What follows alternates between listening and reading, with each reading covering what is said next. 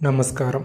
ரிஷபராசிக்கு ஏப்ரல் மாதத்தில் மாத மத்தியம பகுதியில் உங்கள் ராசி அதிபதினு சொல்லக்கூடிய சுக்கிரன் உங்கள் ராசியில் ஆட்சி வலுவடைகிறதும், சுகஸ்தானாதிபதி உச்ச வலுவில் 12 இருக்கிறது.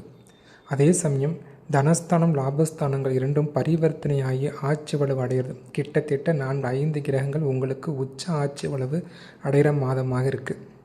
அப்போ இந்த மாதத்தில் ரிஷபராசிங்க என்ன எதிர்பார்க்கலாம்?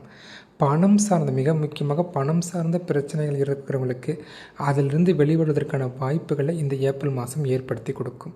சரிங்களா? அது லட்சத்தில் இருந்தாலும் சரி, கோடியில் இருந்தாலும் சரி, அந்த பணம் சார்ந்த பிரச்சனைகள் வெளிவரத்துக்கான சந்தர்ப்பங்கள் இந்த மாதம் ஏற்படும். அது உங்கள் சுயஜாதக தசாபுத்திக்கு ஏற்றாற்போல் இந்த மாற்றங்கள் முன்ன பின்ன இருக்கலாம் உங்களுக்கு. ஆனால் கண்டிப்பாக பணப்பிரச்சனைகள் தீர்றதுக்கான மாதமாக ஏப்ரல் மாதம் இருக்குது உங்களுக்கு.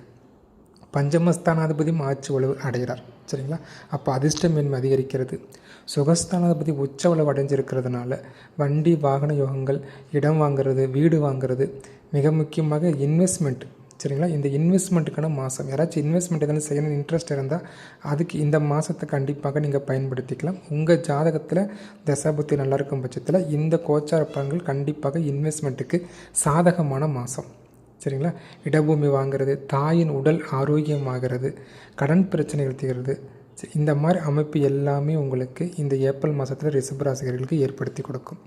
அதே சமயம் லாபஸ்தானத்திலேயே சனீஸ்வரன் பனீஸ்வரன் இருக்கிறதுனால சுயதொழில் ஒரு நல்ல முன்னேற்றம் இருக்கும். புதிய ஆர்டர்கள் கிடைக்கிறது, புதிய பிரான்ச்சுகளை அமைக்கிறது போன்ற சுயதொழிலில் ஒரு நல்ல முன்னேற்றம் இருக்கிற மாதமாகவே உங்களுக்கு இருக்கும். வேலை சார்ந்த விஷயத்துலேயும் சாதகமாகவே காலகட்டமாகவே இருக்குது. அப்போ நீங்கள் கவனமாக இருக்க வேண்டியது குடும்ப உறவுகளில் மட்டும் சற்று கவனமாக. ஏன்னா அட்டமாதிபதி குடும்பஸ்தானத்தில் சம்மந்தப்படுறதுனால குடும்ப உறவுடன் பேசும்போது மட்டும் கவனமாக இருந்தால் போதும்.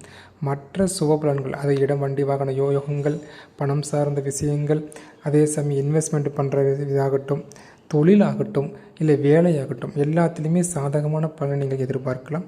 குடும்ப உறவுகளை தவிர இதில் மட்டும் நீங்கள் கவனமாக இருந்தால் இந்த மாதம் உங்களுக்கான மாதமாக கண்டிப்பாக இருக்கும்.